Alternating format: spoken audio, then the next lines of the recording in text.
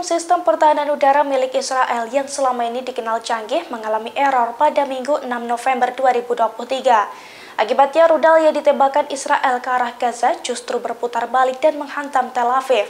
Kerusakan Iron Dome ini sendiri disebut-sebut ulah para hacker top dunia, termasuk hacker Indonesia Hime7. Hime7 ini merupakan hacker asal Indonesia yang memiliki keahlian mencengangkan, bahkan sudah kerap menjadi buah bibir internasional.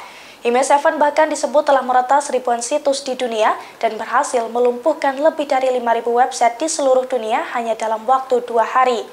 Karena keahliannya itu, Hime7 dikenal sebagai master hacker dunia. Dikutip dari berbagai sumber, sosok asli Hime7 ini merupakan alumni di salah satu universitas negeri di Malang. Ia pun disebut aktif di dunia hacking sejak tahun 2001 silam. Setelah lama tak terdengar kabar, hacker ini kembali menghebohkan publik seusai disebut-sebut sebagai dalang perusak Iron Dome Israel. Yang mana hal itu mengakibatkan rudal yang ditembakkan Israel ke arah rumah sakit Al-Shifa berbalik arah dan justru menghantam rumah sakit di Tel Aviv dan menimbulkan korban jiwa.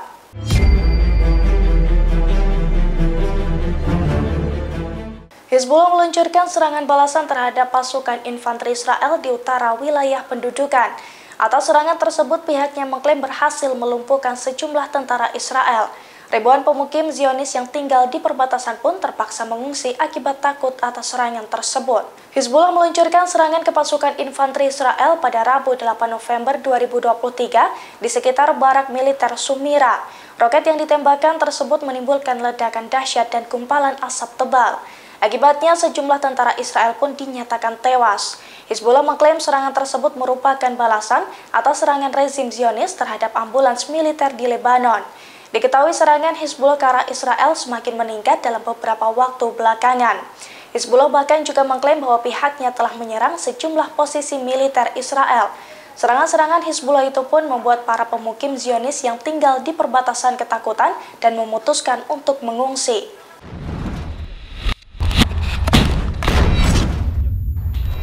Serangan darat di Gaza rupanya justru merugikan Israel, sebab selama 10 hari perang darat, Israel telah kehilangan sebanyak 136 tank dan kendaraan tempurnya di Gaza. Mirisnya selama itu pula Israel belum bisa menembus terowongan Hamas di Gaza. Hal itu diungkapkan oleh juru bicara Brigade Al-Qassam sayap militer Hamas pada Rabu 8 November 2023. Al-Qassam bahkan merilis bukti penghancuran 136 kendaraan tempur militer Israel tersebut. Pasalnya penghancuran 136 kendaraan tempur Israel itu dilakukan Al-Qassam sepanjang perang darat. Dalam video yang dirilis, Al-Qassam juga menunjukkan baku tembak antara pasukannya dengan militer Israel. Mereka membuka jalan bagi penembak rudal anti-tank Yasin 105 yang kemudian meledakkan sejumlah tank Israel. Namun dalam kesempatan itu, Al-Qassam juga mengatakan bahwa upaya pembebasan sandera sejauh ini masih terhambat oleh bombardir Israel. Oleh karena itu, juru bicara Al-Qassam mengklaim bahwa pertukaran tahanan menjadi jalan untuk mencapai gencatan senjata di Gaza.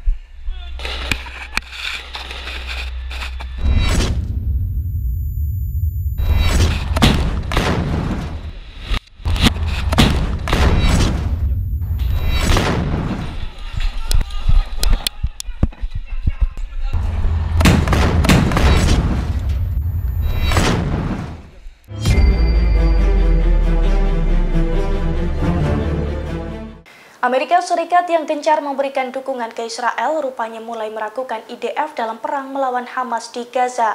Pejabat Amerika Serikat pun kini memberikan peringatan tegas kepada Israel.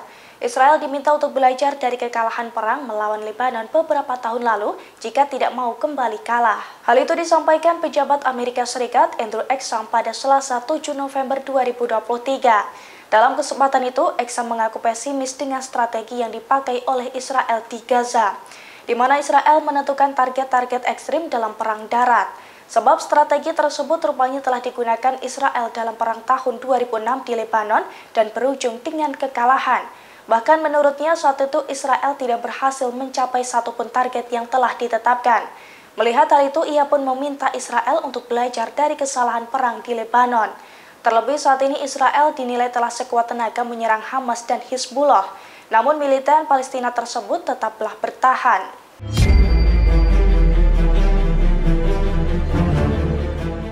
Setelah sebulan lebih menyerang Hamas di Gaza, pasukan pertahanan Israel atau IDF kini mulai kewalahan. IDF yang tak kunjung menemukan markas bawah tanah Hamas pun kini angkat tangan. Alhasil Israel mengerahkan 2 unit robot anjing di medan perang. 2 robot anjing bernama Okez dan Samur tersebut dirancang khusus oleh militer Israel. Keduanya dilengkapi dengan radar penetrasi tanah dan alat pendeteksi gravitasi berteknologi tinggi. Hal itu bertujuan agar robot anjing Israel bisa melacak terowongan yang dijadikan markas militan Hamas di Gaza Utara. Selain itu, 2 robot anjing tersebut juga dilengkapi dengan sensor canggih untuk menentukan berbagai jebakan yang dipasang Hamas seperti bom dan bahan peledak. Sensor canggih tersebut juga memungkinkan kedua robot untuk melakukan serangan serta menggigit musuh. Diketahui sebelumnya terowongan bawah tanah Hamas memang menjadi momok mengerikan bagi Israel. Bahkan pasukan elit Israel diklaim terjebak dan menjadi sasaran empuk Hamas ketika berupaya melakukan serangan.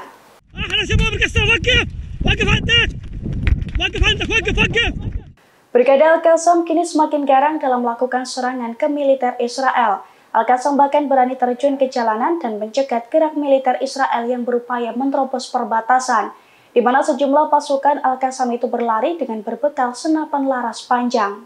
Video detik-detik Brigade Al-Qassam mencegat pasukan Israel itu beredar di Telegram pada Rabu 8 November 2023. Dalam video yang beredar, tampak sejumlah pejuang Brigade Al-Qassam turun ke sebuah jalan di perbatasan.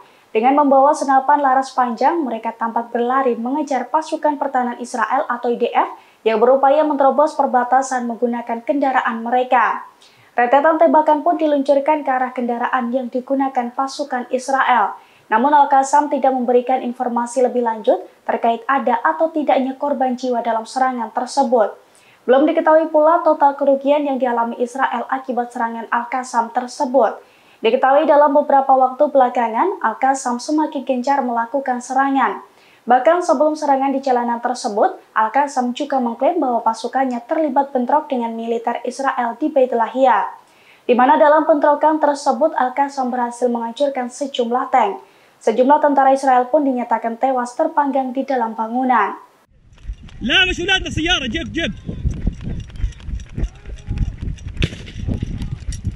احنا شباب القسام احنا شباب القسام وقف وقف عندك وقف عندك وقف وقف وقف ولا حركه ولا حركه وقف وقف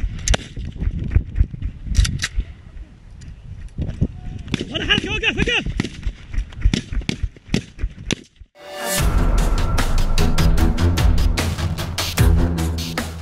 Pertempuran sengit antara Hamas dan pasukan Israel kembali terjadi. Dalam pertempuran tersebut, sayap bersenjata Hamas Brigade Al-Qassam mengklaim bahwa pasukannya berhasil merontokkan 6 tank dan 2 kendaraan militer Israel. Pertempuran sengit tersebut terjadi pada Rabu 8 November 2023. Menurut Brigade Al-Qassam, pasukannya melumpuhkan 3 tank dan 2 kendaraan menggunakan tembakan anti lapis baja di utara kota Gaza.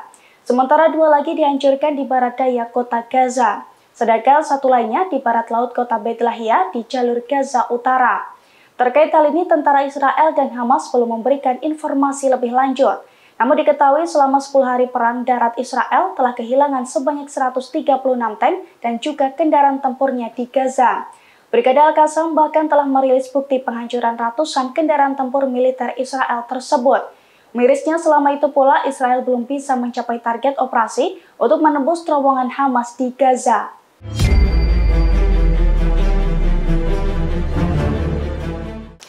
Pemimpin tertinggi revolusi Islam Ayatollah Sayyid Ali Khamenei menyebut Israel sebagai pecundang utama dalam perang melawan Hamas.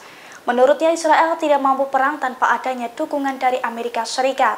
Oleh karena itu ia mengajak negara-negara Islam untuk menyerang Amerika Serikat agar menghentikan bantuan ke Israel. Hal itu diungkapkan Ayatollah dalam pertemuan dengan Perdana Menteri Irak Muhammad Zia al-Sudani di Teheran pada Senin 6 November. Dalam kesempatan itu, Ayatollah mengecam Amerika Serikat karena memberikan dukungan kepada Israel. Ia pun mengatakan jika bantuan politik dan militer Washington kepada Zionis dihentikan, maka rezim tidak akan mampu melanjutkan perang. Pemimpin tersebut menyatakan keyakinannya bahwa Amerika Serikat terlibat dalam kejahatan rezim Israel di wilayah kantong yang terkepung. Ketika perang berlanjut, Ayatollah mengatakan alasan dibalik peran langsung Amerika Serikat dalam memimpin kejahatan Israel akan menjadi lebih jelas. Pasalnya, meskipun terjadi pembantaian warga Palestina di Gaza, rezim Israel adalah pecundang utama dalam perang, sebab Zionis gagal memulihkan reputasinya yang hilang.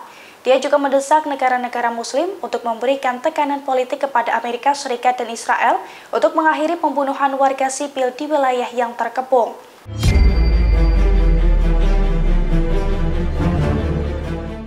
Di tengah konflik Israel-Hamas, kisah tragis psikiater pribadi Perdana Menteri Israel, Dr. Moshe Yatom, kini mencuat. Setelah mengabdi 9 tahun dengan Perdana Menteri Israel, ia ditemukan tewas di rumahnya di Tel Aviv pada tahun 2010 silam. Pasalnya, ia memutuskan mengakhiri hidup karena tidak kuasa menghadapi pemikiran Netanyahu. Di Israel, Yatom dikenal sebagai psikiater terkemuka yang bisa menyembuhkan pasien dengan berbagai macam penyakit mental. Oleh karena itu, ia ditunjuk sebagai psikiater pribadi Perdana Menteri Israel Benjamin Netanyahu. Namun setelah mengabdi selama 9 tahun dengan Netanyahu, Yatom ditemukan tewas dengan luka tembak. Yatom pun sempat meninggalkan catatan terakhir sebelum mengakhiri hidupnya, di mana catatan itu menyebutkan bahwa Yatom tak kuasa menghadapi tekanan pekerjaan dalam melayani Netanyahu. Akibatnya, Yatom pun mengaku merasa putus asa yang amat mendalam. Yatom juga menulis dalam catatan tersebut bahwa ia berupaya memahami pemikiran kompleks Netanyahu selama 9 tahun. Namun ia mengaku kalah dengan apa yang disebutnya sebagai air terjun kebohongan.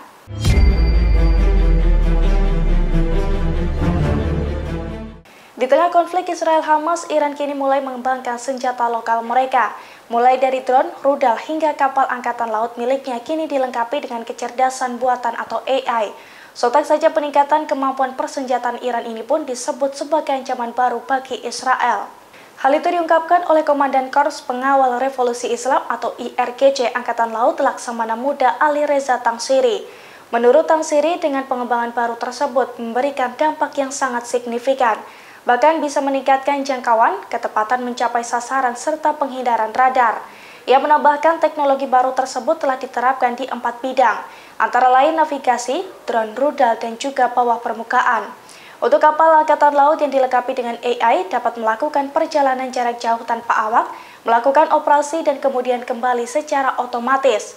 Sehingga dengan adanya kemampuan tersebut, sejumlah senjata Iran pun dinilai ampuh melumpuhkan musuh. Senjata-senjata tersebut juga bisa membantu Hamas untuk melawan Israel. A lo mejor a ustedes les dan igual los miles de niños palestinos asesinados, pero hay personas... Menteri Hak Sosial Spanyol Iwan Belarra mengecam serangan yang dilakukan Israel ke Gaza. Ia bahkan mengusulkan agar Israel segera diseret ke Mahkamah Pidana Internasional atau ICC. Belarra juga meminta agar Israel dikucilkan dengan cara memutuskan segala hubungan diplomatik. Hal itu disampaikan Belarra melalui media sosial X pada Rabu 8 November 2023. Dalam postingannya, Belarra meminta para korban serangan rezim Zionis untuk menghubungi pengacara Prancis Juan Banco.